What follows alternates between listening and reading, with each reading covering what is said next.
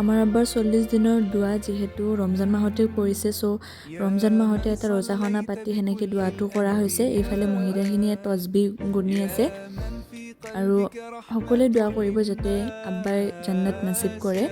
আৰু এইফালে ধুনীয়াকৈ পৰ্দাবিলাক বান্ধি দিয়া গৈছে ইয়াতে, যিহেতু ইফতাৰৰ কাৰণে মানুহবিলাকে বহিব।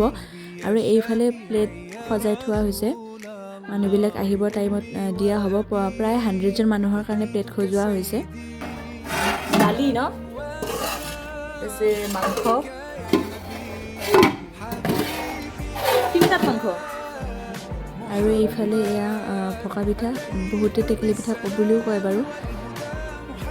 আৰু এইফালে আছে বুট ভাজি।